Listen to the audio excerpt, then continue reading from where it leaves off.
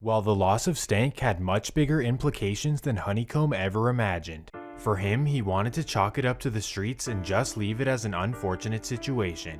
He saw Stank as a brother and truly wishes it never went down like this. But to Stank's friends and family, what Honeycomb did was completely unforgivable. Firstly, linking with his girl behind his back and then resorting to claiming his life.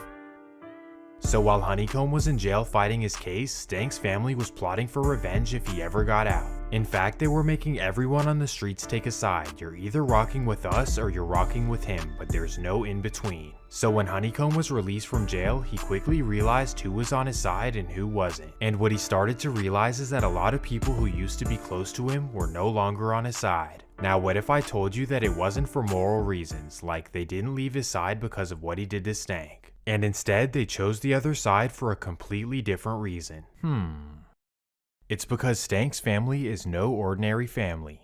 In particular, Stank had an uncle by the name of Darren Southhall, also known as DD, and this guy is easily the most feared man in Mobile history, so actually we'll have to dive into his story. Sorry, we'll get back to that beat in a second. Darren grew up in Happy Hills and was always known as a serious hustler in the streets, and in the 1990s he was able to turn his hustling ways into a major organization. It was known locally as Darren Southhall Distribution, but it was pretty much the BMF of the South. And no, I'm not exaggerating, because it's estimated that he was sitting on $24 million cash. With this kind of money, he could pretty much call any shot he wants to in the whole southern United States. And because of this, he was extremely feared in Mobile, even to the point where he was allowed to snitch. No, seriously, listen to this. DD successfully operated under the radar until 2001 when the state government began investigating him. He had numerous mansions and supercars throughout the state, but his tax returns didn't show much income. None of it was adding up, so they decided to look into his operations, and here is what they found. They discovered his distribution and the music label he was using to launder his money. So as a result, in 2003 his entire operation was taken down and he was looking at 30+ years in prison. Everyone in Mobile thought the street legend was cooked, but DD had other plans on his mind. He decided to tell on 2 of his co-defendants and give up the music label that was laundering his money. In return, his sentence was reduced to a couple years and he was back in Mobile in no time. He's still known as one of the biggest rats in history, but for whatever reason, Mobile just didn't care.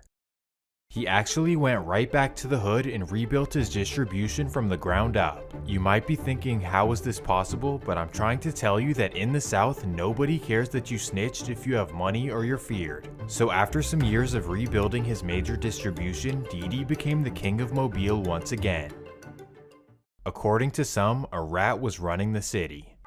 I'm not exaggerating when I say that DD was like royalty in Happy Hills, as nobody would dare to go against him or ever touch him. For example, look at this picture of him and Honeycomb back in the day. They used to be locked in, but after he claimed the life of his nephew Stank, DD wanted all the smoke. He didn't want to hear any excuses and he was not willing to negotiate. And because he had all of the money and power, most of Mobile decided to take his side. Oh, and not to mention that there was allegedly a 7-figure bounty on Honeycomb's head. This obviously put Honeycomb at a major disadvantage, especially because he never knew who was willing to cross him. Like if any of Honeycomb's friends wanted to collect DD's bag, it was pretty much over for him.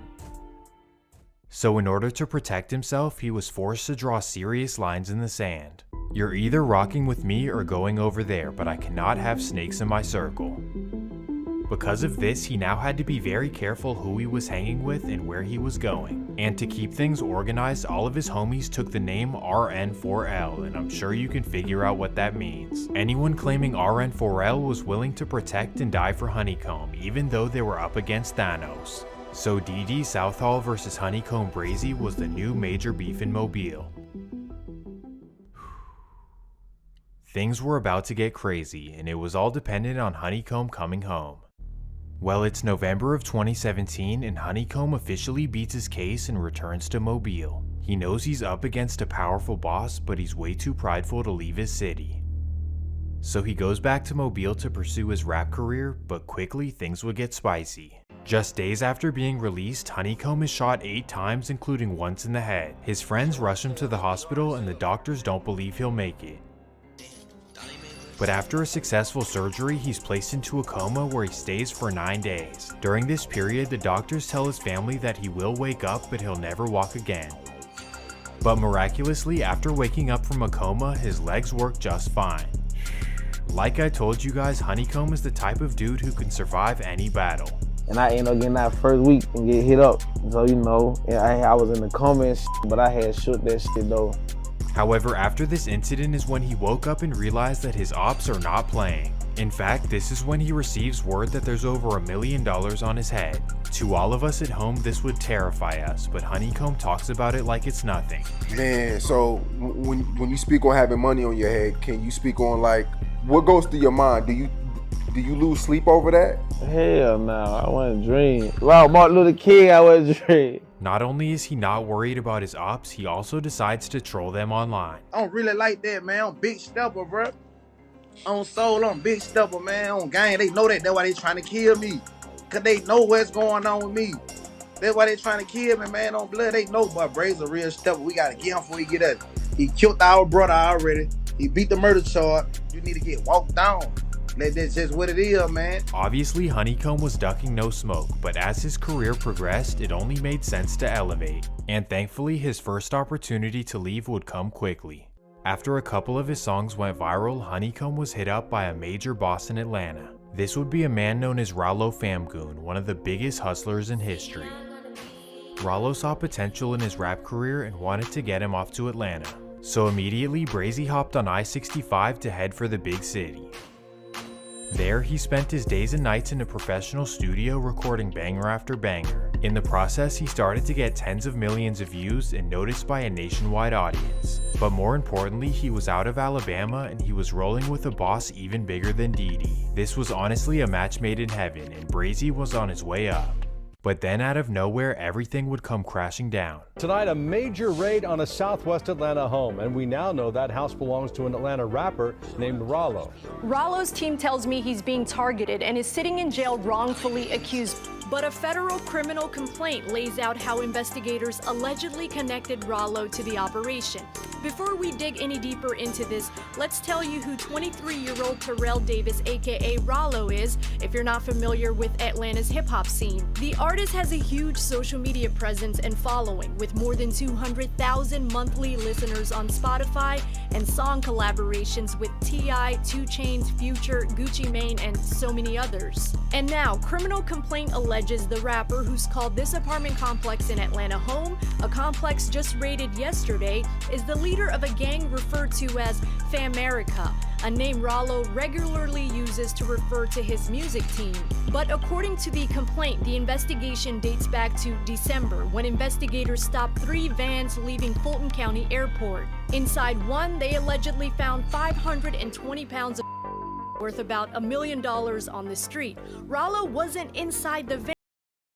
Arrested were allegedly connected to him, according to investigators. Now I know what you're thinking. Is this how Honeycomb went out? No, thankfully he was not included in the investigation or the indictment. However, Rollo's takedown was still bad news for Honeycomb. Now that hanging in Atlanta was too hot, he needed to go somewhere else. Sadly, he would go right back to the Honeycomb, no pun intended. Right back to the city where his ops want to hurt him and police hate him too. So as you would expect, his return to Mobile would not go so well. Sadly, right after returning to Mobile, he caught a serious gun charge. A good old felon in possession of a weapon, which in the feds holds an average of a 3-year sentence. However, this was a state case and the judge decided to give him 15 years in prison. Yes, you heard that correctly. 15 years in prison for Honeycomb Brazy. Right as his career was progressing, it was looking like it was pretty much over. For whatever reason, the Alabama judge wanted to completely wash him away. So sadly, Honeycomb was off to prison for a long time. I cannot imagine how down and depressed he was after receiving the news. Oh, and it even gets worse.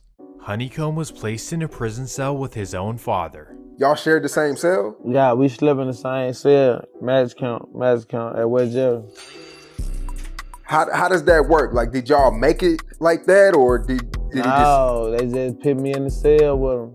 So when I got out of lockup, they put me right in the cell with my daddy. So I went in there with him, you know, we banging. Yo, this is insane. So I can only imagine the conversations y'all just having in there, just talking.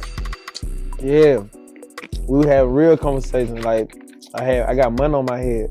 Imagine sitting in a cell with your dad and telling him that there's money on your head. You can't let them do me like that while I'm doing life. So I was like, hell yeah, man, you know, I got your pop with the whoop. And to make matters worse, Honeycomb would lose yet another friend while sitting in a cell.